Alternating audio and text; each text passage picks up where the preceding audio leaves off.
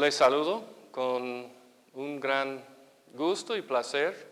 Y soy el profesor Daniel Kuiper y voy a ser su profesor para el Nuevo Testamento 1. Vamos a estudiar varias cosas. Tengo varios estudios. Me gradué del seminario en el año 1980 con una maestría en divinidades. Luego estudié una maestría en educación y tenía el gran privilegio de también terminar un doctorado en teología y misiones en el año 1990 y enseñar en el transcurso de más de 20 años. Entonces me da mucho gusto estar aquí con ustedes. Primero preguntamos por qué usamos otros libros para entenderlo. A veces nosotros no tenemos un entendimiento adecuado y nos sirve otros libros que son de asesoramiento o ayuda para nosotros. Entonces nos encuentra estos libros que hablan de la cultura, del ambiente, y son libros de introducción al Nuevo Testamento. Y uno que recomiendo, que tiene muchos dibujos, ilustraciones y es bueno para la lectura, es Al encuentro del Nuevo Testamento, por el doctor Walter Ewell y Robert Yarbrough. Es un libro excelente y sirve para el pastor o el maestro que quiere dar clases y quiere dar muy buena materia. Tiene sus preguntas, sus resúmenes, tiene sumarios, toda la técnica que se necesita para desarrollar un buen clase del Nuevo Testamento. Otro más pequeño es por el señor Paul Ben-Ware y este se llama Panorama del Nuevo Testamento. Es un comentario bíblico portavoz, también vale la pena, hablando de la perspectiva del Nuevo Testamento. Otro que es muy popular y todavía se publica es por el señor Tenney y se llama Nuestro Nuevo Testamento. Libro por libro, trasfondo, es un libro excelente para su lectura y su consideración. Y otro libro que también es excelente por el editorial Libro Desafío es la Introducción al Nuevo Testamento por el Dr. Harrison. Ese es un libro clásico, la lectura es un poco difícil, pero compacto, ¿no? Con muchos datos, pero para mí es uno de los mejores también que explican el Nuevo Testamento. Depende del nivel de la lectura que uno quiere dar. Si quiere un nivel muy alto, muy sofisticado, es este libro. Si quiere uno más a nivel de la gente, sería uno de los otros que he mencionado. Yo utilizo todos los libros. ¿Por qué estudiamos el Nuevo Testamento? Primero, bueno, hay varias razones por qué uno quiere estudiar el Nuevo Testamento. Yo creo que principalmente es que el Espíritu Santo te ha tocado y que tú eres cristiano y quieres conocer más de Dios y más de la salvación que es la tuya. Pero el Nuevo Testamento estudiamos por, como digo, varias razones y probablemente cada uno tiene sus razones, sus porqués. Una razón sería porque queríamos vivir en la presencia de Dios y el Nuevo Testamento transmite la presencia de Dios. Y nosotros nos encontramos en la presencia divina, en la presencia de Dios, porque nuestro Dios es un Dios que es soberano, que rige sobre todo y tiene una gran historia. Si vemos que la Biblia tiene dos partes, el antiguo pacto y el nuevo pacto, y que el pacto es la forma que Dios utiliza para relacionarse con el hombre, entonces queríamos ver la plenitud, queríamos ver el cumplimiento del pacto. Y el Nuevo Testamento, otro nombre por él, es el nuevo pacto. O sea, cómo ha Dios entonces cumplido en estos días su pacto que es desde la eternidad, ¿no?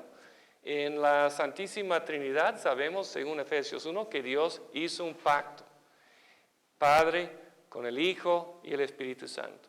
Y el Padre iba a mandar al Hijo a salvar al mundo, o sea, a todos los que creen en Él. Eso es básicamente el pacto. Y el Hijo acepta el pacto. Entonces, en las honduras de la eternidad hubo un pacto sagrado entre la Santísima Trinidad. Luego, este pacto llegó a ser revelado con el siervo Abraham, el siervo del Señor, que es el primero que recibió la salvación por gracia, pero fue justificado por la fe. Entonces, quiere decir que Dios pactó con Abraham. Vino a él y dijo que yo seré tu Dios y Dios de tu descendencia después de ti. Eso es gracia. Dios le dio la relación activa y personal con él, la salvación. Le regaló a Abraham. Dijo, yo seré tu Dios, ¿verdad? Y luego dijo, anda ante de mí y sé justo. Entonces él requirió también la obediencia. Ese gran pacto fue desarrollado en el transcurso de la historia de los israelitas, más de 2000 años siguiendo a Abraham, y luego fue cumplido en el Señor Jesucristo. Y Dios también regala a nosotros la salvación, porque somos salvos por gracia, por medio de la fe. No es por obras para que nadie se jacte. Y entonces, lo que queríamos saber es cómo Dios nos ama, cómo Dios nos quiere, cómo es que Dios nos ha relacionado en el transcurso de los años. Y el Nuevo Testamento, ¿verdad? Se trata de eso. Es una carta de amor. Son 27 cartas de amor que Dios nos ha dado, una biblioteca completa. Queríamos vivir en la presencia de Dios, conocerlo, conocer su santidad, conocer su amor, conocer su verdad. Entonces, para conocerle a Dios. Otra razón es que es de importancia personal. Las Escrituras son de origen divino, tienen también una trascendencia personal. O sea, puedo conocer todo de Dios, pero ¿cómo me afecta? ¿Cómo dirige mi vida todo ese conocimiento? Entonces, las Escrituras nos ayudan en el por qué vivo, qué es mi propósito, también el cómo vivo, cómo ando en obediencia y amor a Dios. ¿Qué es mi situación de culpa, de pecado? ¿Cómo me ha rescatado Dios y para qué me ha rescatado Dios? Porque Dios preparó para cada quien buenas obras, dice la Biblia, de antemano, para que anduviésemos en ellos. Lo encuentra en la carta, una de las cartas de Pedro. Entonces es de importancia personal para la vida de uno. Podríamos decir también el estudio del Nuevo Testamento es muy importante para la educación de uno. Uno debe ser preparado y educado, y eso es más bien una razón que es universal. Esto es una razón aún para la persona que es inconversa. Debe conocer la Biblia, debe saber de las historias de la Biblia, debe conocer los versículos importantes de la Biblia, porque es de buena cultura. Puede ser que esa persona, creyente o no creyente, entonces llega a tener una moralidad, un conocimiento, unas definiciones importantes, aunque qué es bueno y qué es malo, es muy general, pero puede ser un beneficio para el mundo saber las Escrituras. Entonces se debe saberlo o realmente es una persona que falta educación. Entonces es para conocer a Dios, para saber su camino y para realmente vivir con Él en obediencia. Y una razón más general. Hay otras cosas que hacemos cuando estudiamos el Nuevo Testamento. Lo estudiamos porque queríamos interpretar bien la palabra de Dios, muy bien la palabra de Dios. A veces hay los que interpretan mal la palabra de Dios y nos guían en caminos donde no se debe debe ir. Hay los que predican en una forma alegórica. Y a veces su doctrina es buena y a veces su doctrina es mala y negativa, pero interpretándolo de la forma alegórica no nos va a servir porque siempre es una distorsión. Uno está tomando un ejemplo de la Biblia, como por ejemplo el agua, y dice que el agua siempre se refiere al Espíritu Santo. Pero sabe la verdad que a veces se refiere al Espíritu Santo y a veces no. Y nosotros debemos limitarnos a referir a las imágenes y a las ideas en la Biblia, tal como la Biblia nos indica. Así que estudiamos porque queríamos saber bien interpretar la palabra de Dios. Hay los que dicen que la mera enseñanza de la palabra de Dios es la prosperidad. Entonces, si uno no está prosperando es porque no tiene fe, es porque no es buen cristiano. Y esto realmente es el importe del Nuevo Testamento, la prosperidad. Ahora, debemos leer la Biblia en su forma completa.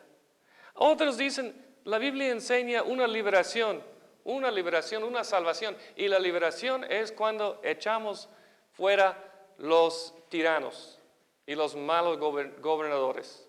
Y tengamos en la tierra una igualdad, una justicia. Y el reino de Dios es no más esa tierra y ese día y lo que sucede ahora. Otra vez es una mala interpretación y debemos estudiar el Nuevo Testamento en su plenitud para poder entenderlo bien. Entonces, queríamos también evitar doctrinas falsas o no entender bien quién es Dios.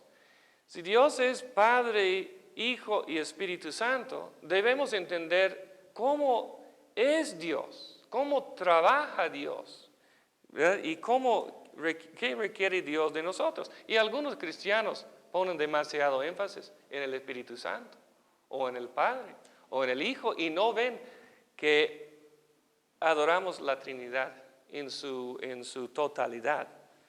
Entonces, hay varias razones por qué estudiamos el Nuevo Testamento. Creemos que el Nuevo Testamento también promueve todo el mensaje de Dios. Ahora, algunas personas quieren decir que el Nuevo Testamento fue inspirada, fue dado al hombre, como toda la Biblia, fue dado al hombre, que vino como un rayo de luz del cielo y aterrazó y el hombre lo encontró y el hombre lo tiene así, la mera palabra de Dios, pero sin agencia. Y eso es una falsedad, hermanos. Los musulmanes creen que el Corán es un libro que cada punto y cada pregunta y cada señal de apuntuación es inspirado por Dios. No hay, por Alá, no hay ninguna falla. En cuanto al Nuevo Testamento, creemos que es la mera palabra de Dios que fue dado por la inspiración del Espíritu Santo, pero fue dado en un contexto humano. Entonces, la inspiración no es mecánica, no es una inspiración que no prestó atención y que no respetó a los seres humanos, pero es una inspiración orgánica. O sea que Dios vino y se reveló y lo hizo por medio de la historia, por medio de nuestras circunstancias, por medio de nuestro contexto.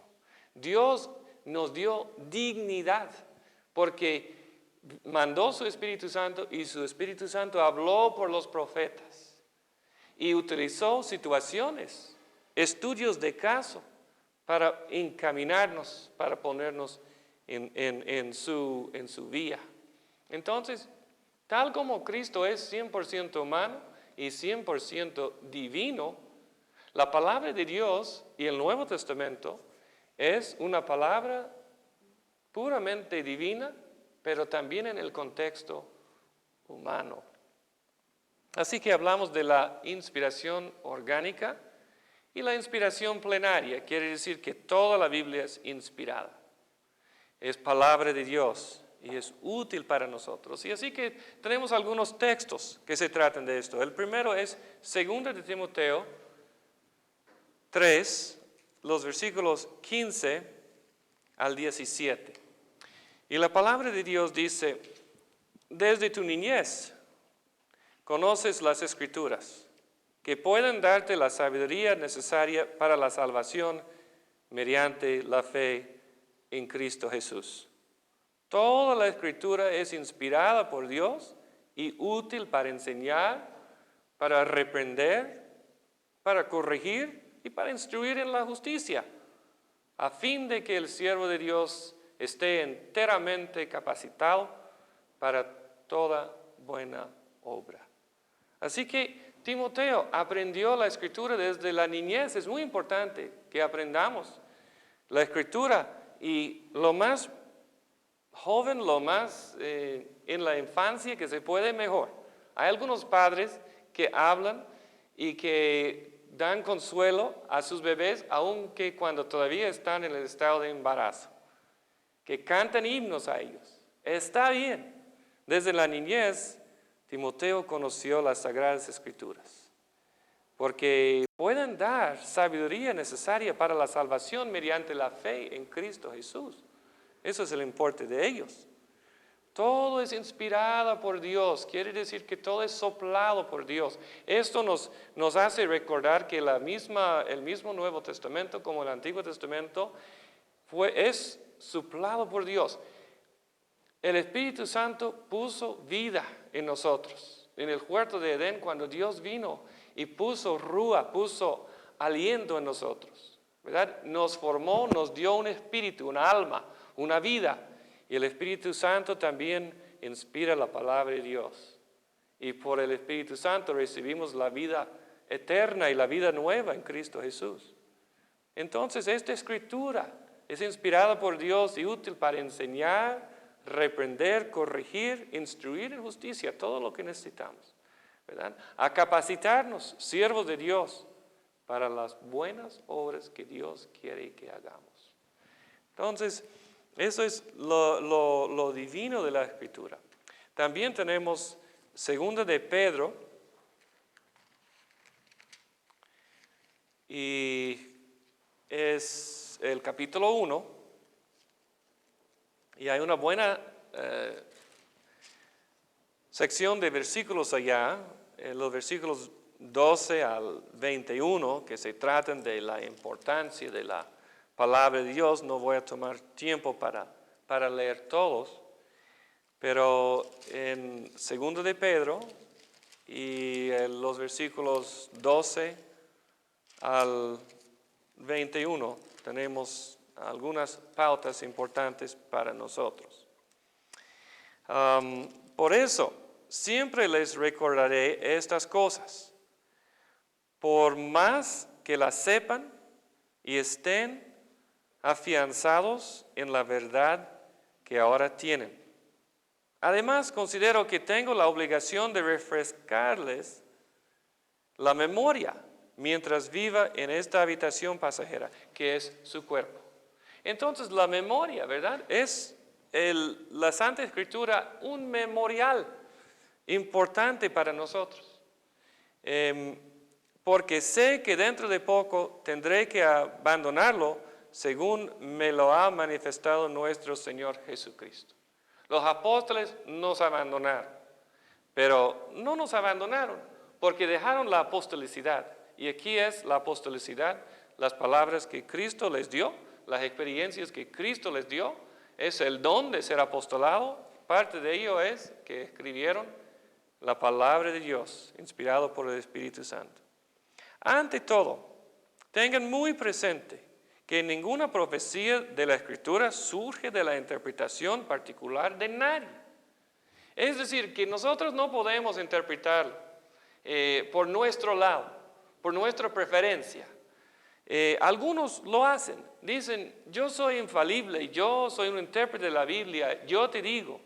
Pero dice que ninguna escritura surge de la interpretación particular de nadie. ¿Verdad? Algunos han venido también diciendo, yo soy el Cristo, ¿verdad? Pero esa es una interpretación privada. Esa es una interpretación particular. Las escrituras se entienden por el pueblo de Dios. Las escrituras tienen que ser aceptadas por el pueblo de Dios.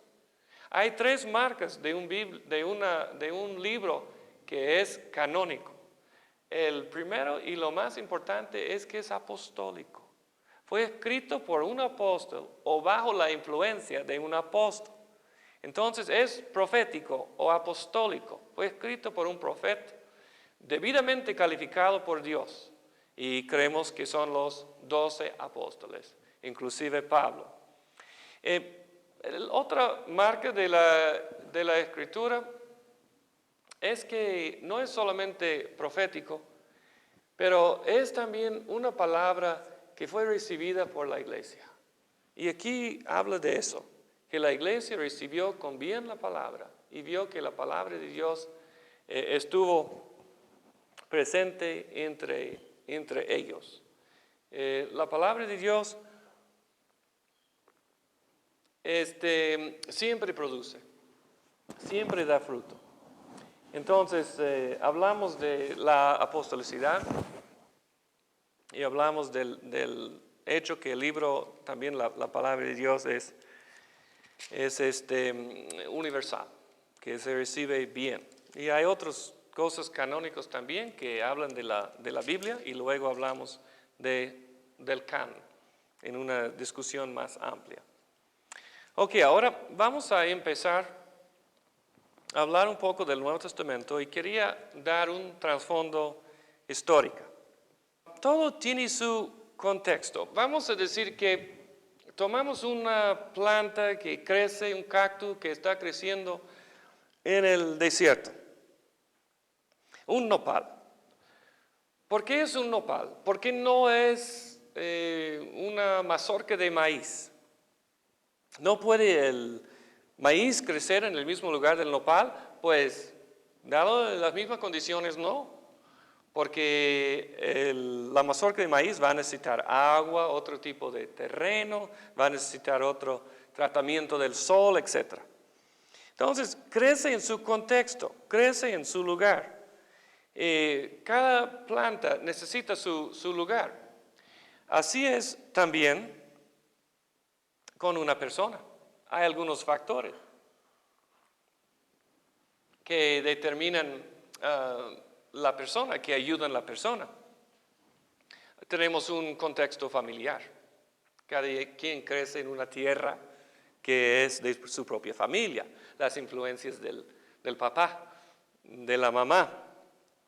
Tenemos también una cultura que nos influye. Eso incluye, por ejemplo, el idioma que hablamos y las prácticas y costumbres que celebramos.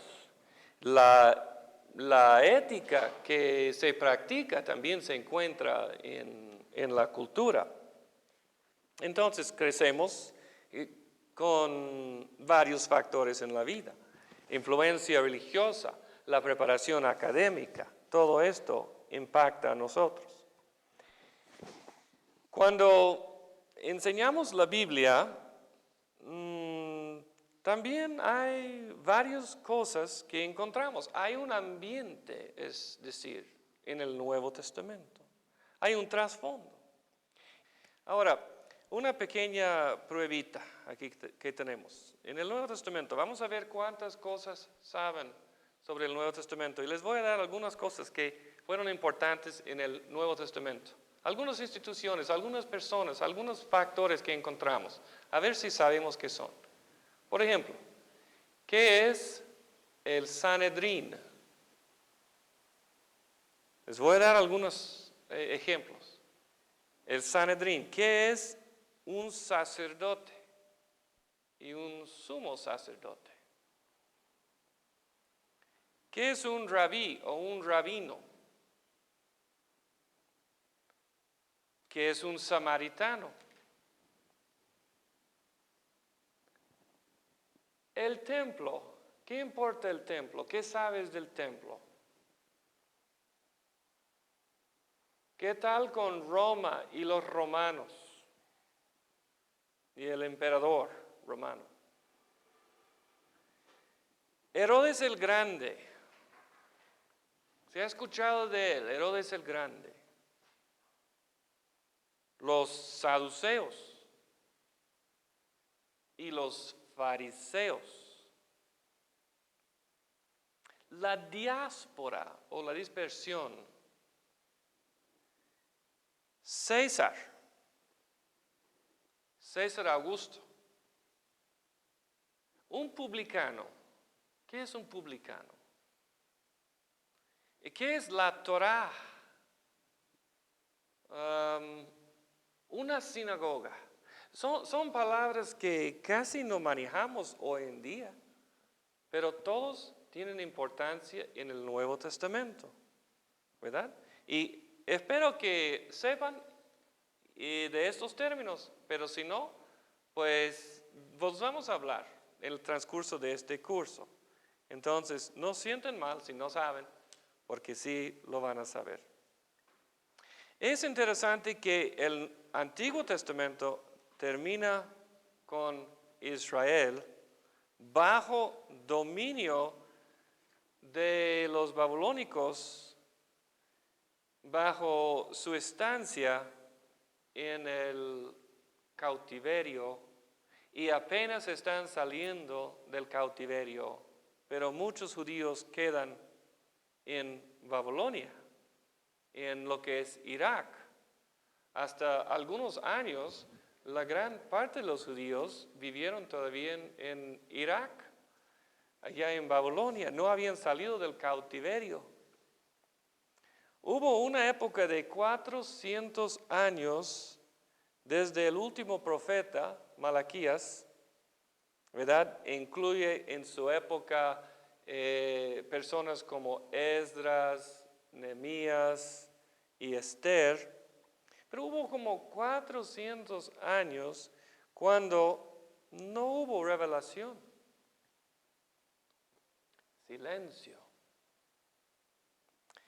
Dios mantuvo este silencio por 4 siglos entre los testamentos. Muchos de los términos que acabamos de mencionar llegaron a ser significativos en la época intertestamentaria. Y realmente no entendemos muy bien el Nuevo Testamento sin entender los 400 y todo lo que sucedió en estos tiempos. Cuando empieza el cumplimiento de las promesas del Antiguo Testamento, tenemos el Nuevo Testamento.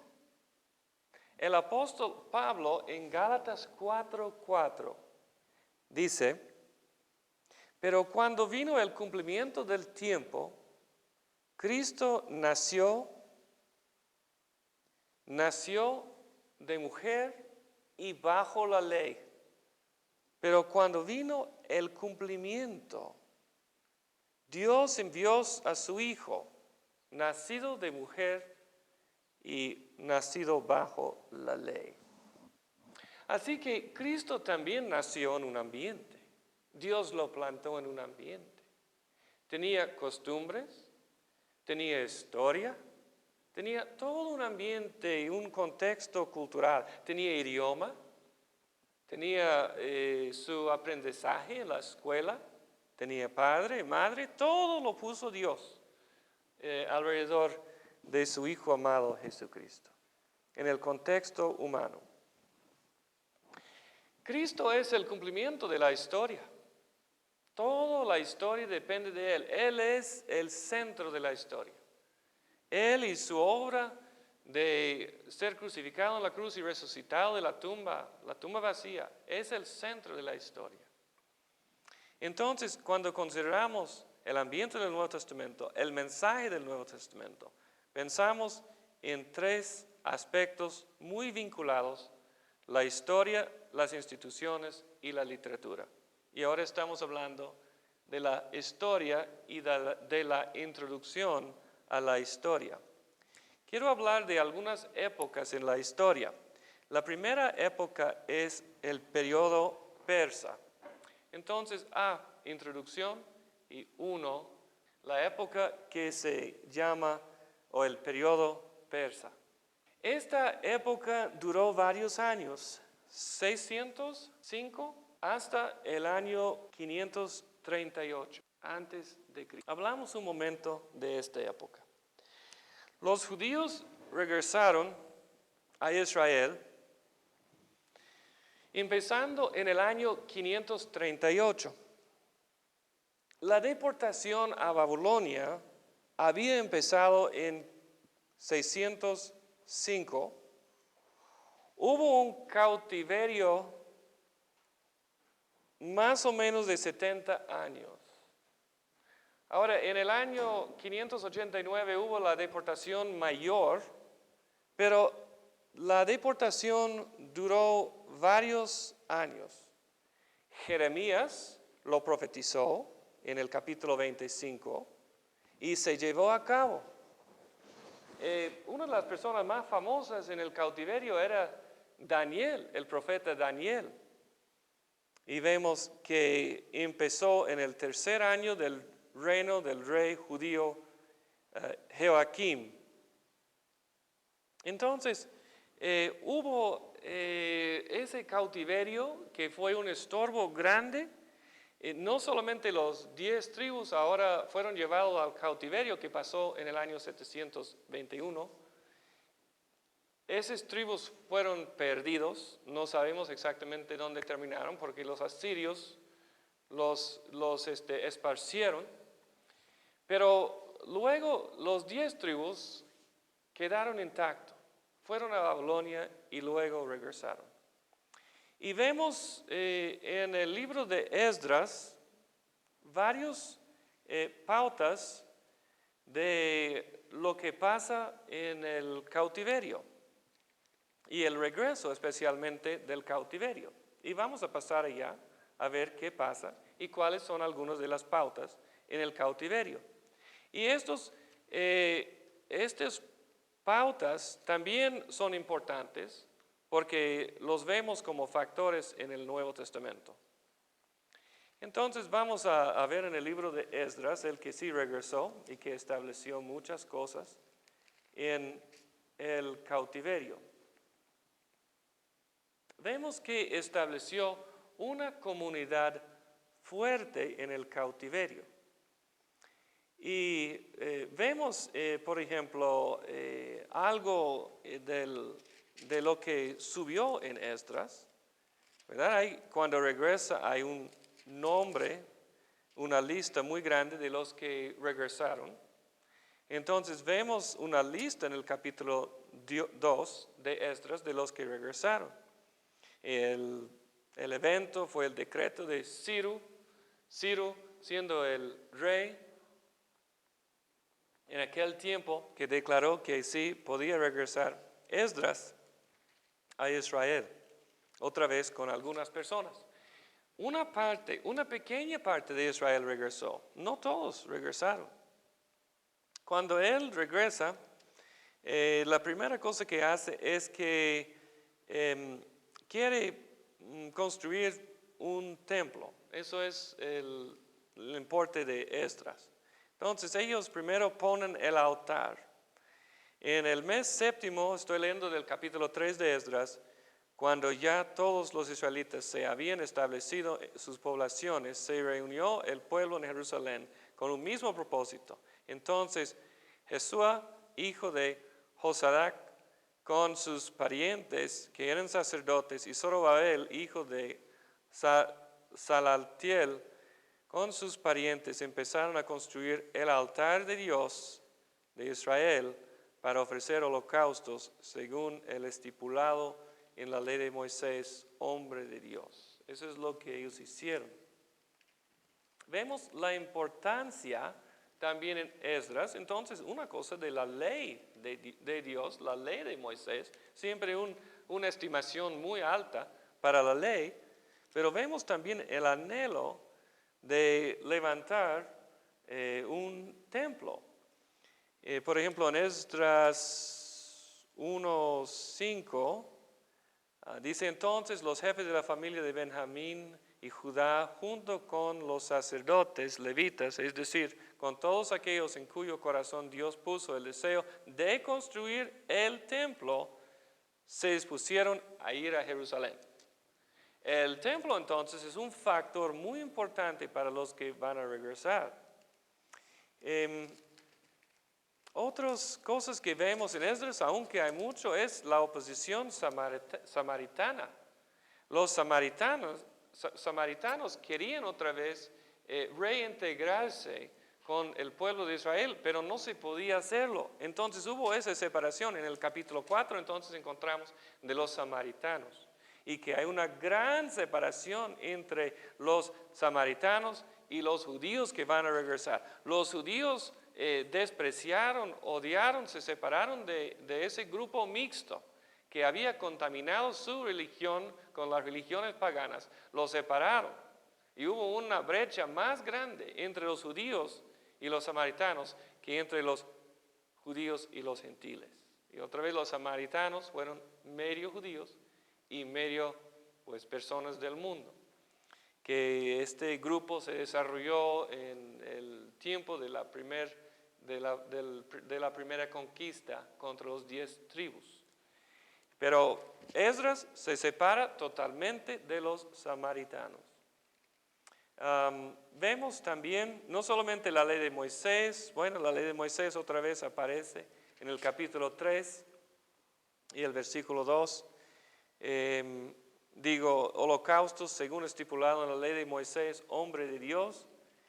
Y también en el capítulo 7 y el versículo 10 de Esdras, que dice, Esdras se había dedicado por completo a estudiar la ley del Señor y a poner en práctica, a enseñar sus preceptos y normas a los israelitas. Entonces, muy importante es el estudio de la Torá, muy importante es el templo, muy importante es la separación de los samaritanos.